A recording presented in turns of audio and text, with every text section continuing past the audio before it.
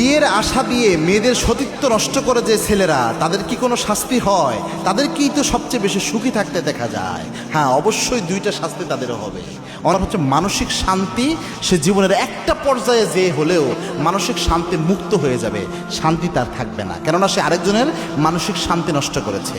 এবং কে আল্লাহর হাবিব সাল্লাল্লাহু আলাইহি ওয়াসাল্লাম এরকম জুলুমের ব্যাপারে বলতেন, আজ জুলমু জুলমাতুন ইয়াউমাল কিয়ামাহ, এই জুলুমগুলো কিয়ামতের দিন অন্ধকার হয়ে যাবে এবং এই জুলুম যারা করে তাদের মানসিক শান্তিও আল্লাহ কেড়ে নেয়। কিছু হাদিস দিয়ে এই ইঙ্গিত পাওয়া যায়, যারা জালেম হয় তাদেরকে আল্লাহ প্রশান্তি দেয় না। এজন্য আরেকজনকে কাঁদিয়ে, আরেকজনের জীবনের সবচেয়ে দামি সম্পদ নষ্ট করে, কারোর সাথে ধোঁকাবাজি করে আপনি আরামায় এসে জীবন পার করবেন, ইটস টোটালি ইম্পসিবল। আল্লাহর হাবিব বলছেন, মান ওয়াশানা ফালাইসা মিন্না, যে ব্যক্তি ধোঁকাবাজি করে সে আমি নবীর উম্মত হতে পারে না।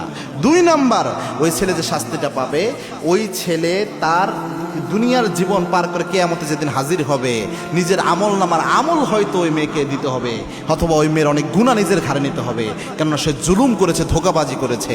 আল্লাহর হাবিব বলছেন, আচ্ছা দ্রোণমানিল মুফলিস, তোমরা জানো নাকি সবচেয়ে নিঃস্ব হবে কোন ব্যক্তি?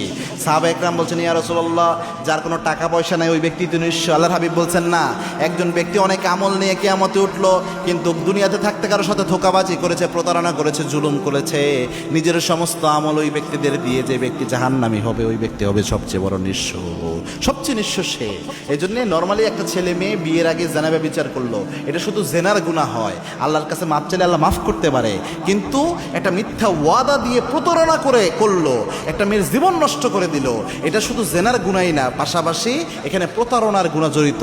যতক্ষণ ওই মেয়ে মাফ করবে না, ততক্ষণ আল্লাহ মাফ করবে না। কোনো মেয়েও যদি সেম কাজ কোনো ছেলের সাথে করে, প্রতারণা করে কোনো ওয়াদা দিয়ে, ওই মেয়েও কিয়ামতের দিন আসামি হবে।